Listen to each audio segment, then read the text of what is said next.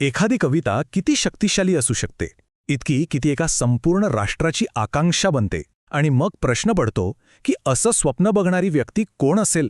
आज आपण साने गुरुजींच्या याच प्रवासाबद्दल बोलणार आहोत. एक प्रवास जो प्रेरणादायी आहे, पण तितकाच भावनिक सुद्धा. आठवतंय, बनसागर भारत होवो हे नुसते शब्द नाहीत, नाही का? ही तर एक प्रार्थना आहे, एक स्वप्न आहे. महाराष्ट्रातल्या कितीतरी पिढ्या हे ऐकत, हे म्हणत मोठ्या झाल्या. एका अशा भारताचं स्वप्न जो बलसागर असेल आणि संपूर्ण जगात ज्याला मान मिळेल. पण मग प्रश्न येतोच की इतके मोठे, इतके ताकदीचे शब्द हे आले कुठून? हे कोणी लिहिले? चला तर मग या कवितेच्या मागे जो माणूस आहे त्या साने गुरुजींना, त्यांना जरा जवळून जाणून घेऊया. ओके, तर सुरुवात करूया त्यांच्या मूळ नावाने, पांडुरंग सदाशिव साने. पण हे नाव अनेकांना माहिती नसेल, कारण अख्खं जग त्यांना ओळखतं ते साने गुरुजी या नावाने. मग हा गुरुजी नावाचा प्रवास कसा सुरू झाला हेच आपण आधी बघूया. त्यांना आपण फक्त एका भूमिकेत नाही बघू शकत. म्हणजे ते शिक्षक होते ज्यांनी खऱ्या अर्थाने पिढ्या घडवल्या. ते एक लेखक होते ज्यांच्या शब्दांमध्ये क्रांती घडवण्याची ताकद होती. आणि हो, ते एक समाजसुधारक आणि स्वातंत्र्य सैनिकसुद्धा होते, जे आपल्या मूल्यांसाठी अगदी शेवटपर्यंत लढले. आणि या सगळ्या मूल्यांचा पाया कुठे रचला गेला असेल तर तो त्यांच्या आईच्या, यशोदाबाईंच्या शिकवणीत. त्यांनी गुरुजींना फक्त प्रेम नाही दिलं, तर दुसऱ्याचं दुःख आपलं मांडण्याची, सहानुभूती ठेवण्याची शिकवण दिली. आणि हीच शिकवण त्यांच्या प्रत्येक कामात आपल्याला नंतर दिसते. नंतर ते अमळनेरच्या प्रताप हायस्कूलमध्ये शिक्षक झाले. पण ते काही नेहमीसारखे शिक्षक नव्हते. त्यांचं शिकवणं फक्त पुस्तकांपुरतं मर्यादित नव्हतं, नाही. ते विद्यार्थ्यांना स्वावलंबन शिकवायचे, स्वतःच्या पायावर उभं राहायला शिकवायचे. आणि याचमुळे त्यांच्या विद्यार्थ्यांनी त्यांना इतक्या आदराने गुरुजी ही उपाधी दिली, जी कायमची त्यांची ओळख बनली. पण एवढं मोठं व्यक्तिमत्व फक्त एका वर्गापुरतं कसं मर्यादित राहणार, बरोबर ना? त्यांचे विचार, त्यांचा आवाज हा संपूर्ण देशापर्यंत पोचायला हवा होता. आणि त्यासाठी त्यांनी हातात शस्त्र घेतलं. पण ते शस्त्र होतं त्यांच्या लेखणीचं. त्यांच्या आयुष्यातला बदल किती वेगाने झाला आहे या टाईमलाईनवरून कळतं. बघा, 1928 साली ते विद्यार्थी नावाचं मासिक चालवत होते. तरुणांना विचारांनी जोडत होते. अवघ्या 2 वर्षात म्हणजे 1930 मध्ये त्यांनी चक्क शिक्षकाची नोकरी सोडली आणि थेट स्वातंत्र्य चळवळीत स्वतःला झोकून दिलं. आणि मग 1935 साली आला त्यांचा पहिला कविता संग्रह पत्री, आणि त्यातच होती ती कविता बलसागर भारत होवो. तो काळ असा होता की अनेक जण स्वातंत्र्यासाठी शस्त्र उचलत होते. पण साने गुरुजींचं शस्त्र वेगळं होतं. ते होतं त्यांचे लिखाण, त्यांची लेखणी. त्यांच्या शब्दांमध्ये इतकी ताकद होती की ते थेट लोकांच्या मनात स्वातंत्र्याची आग पेटवत होते. आणि सगळ्यात कमाल गोष्ट काय होती माहितीये? की तुरुंगाच्या त्या 4 भिंतीसुद्धा त्यांच्या विचारांना अडवू शकल्या नाहीत. खरं तर तुरुंगवासात त्यांचं लिखाण अजून भारलं, त्यांची लेखणी आणखी धारदार झाली. जरा विचार करा, नाशिकच्या तुरुंगात बसून त्यांनी श्यामची आईसारखं अजरामर पुस्तक लिहिलं. धुळ्याच्या तुरुंगात असताना त्यांनी विनोबा भावेंची गीता प्रवचनं लिहून काढली.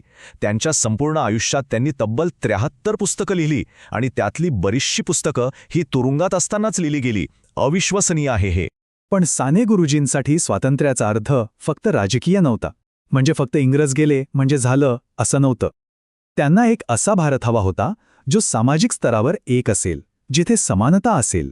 आणि हाच होता त्यांच्या लढ्याचा पुढचा आणि तितकाच महत्त्वाचा टप्पा. त्यांच्या कवितेतली ती ओळ आठवतीये, हातात हात घालून, हृदयास हृदय जोडून. हे फक्त कवितेपुरतं नव्हतं, हेच त्यांच्या आयुष्याचं ध्येय बनलं होतं. म्हणजे जे ते लिहायचे तेच ते जगायचे. कृती आणि विचार यात काहीच अंतर नव्हतं. आणि हे ध्येय त्यांनी प्रत्यक्षात कसं आणलं? तर त्यांनी अस्पृश्यतेसारख्या अमानुष प्रथेविरुद्ध अक्षरशः रान पेटवलं. आणि जेव्हा त्यांना वाटलं की शब्दांची ताकद कमी पडतीये, तेव्हा त्यांनी थेट कृती केली. पंढरपूरच्या विठ्ठल मंदिरात सगळ्यांना प्रवेश मिळावा म्हणून त्यांनी आमरण उपोषण सुरू केलं. आणि हो, त्यांच्या याच निश्चयापुढे सरकारला झुकावं लागलं. मंदिराचे दरवाजे सगळ्यांसाठी उघडले गेले. त्यांच्या या विजयाबद्दल तेव्हा एक खूप सुंदर वाक्य प्रचलित झालं होतं. लोक म्हणायचे, एका पांडुरंगाने म्हणजे साने गुरुजींनी दुसऱ्या पांडुरंगाला म्हणजे विठ्ठलाला भेदभावाच्या तुरुंगातून मुक्त केलं. किती अर्थपूर्ण आहे हे, नाही का? चला, देशाला स्वातंत्र्य तर मिळालं, पण गुरुजींचं काम इथेच थांबलं नाही. उलट आता त्यांचं स्वप्न होतं देशाला आतून जोडण्याचं. आणि त्यासाठीच त्यांनी आंतरभारती नावाची एक चळवळ सुरू केली. उद्देश अगदी सरळ आणि साधा होता की भारतातल्या वेगवेगळ्या प्रांतातील लोकांनी एकमेकांच्या भाषा शिकाव्यात, संस्कृती समजून घ्यावी आणि तेव्हाच तर खऱ्या अर्थाने एक राष्ट्र तयार होईल, नाही का? पण ज्या माणसाने देशासाठी इतकी सुंदर स्वप्न पाहिली त्या माणसाच्या आयुष्याचा शेवट मात्र खूपच दुःखद झाला. आपण आता त्यांच्या प्रवासाच्या याच एका भावनिक आणि शेवटच्या टप्प्यावर आलो आहोत. त्यांनी स्वप्न पाहिलं होतं एका एकसंध प्रेमळ भारताचं. पण स्वातंत्र्यानंतर जे वास्तव समोर आलं ते खूपच वेगळं होतं. सगळीकडचा राजकीय सामाजिक संघर्ष बघून त्यांचं ते संवेदनशील मन हे सगळं स्वीकारू शकलं नाही. ते आतून पूर्णपणे खचून गेले होते. हा एक खूप मोठा विरोधाभास आहे.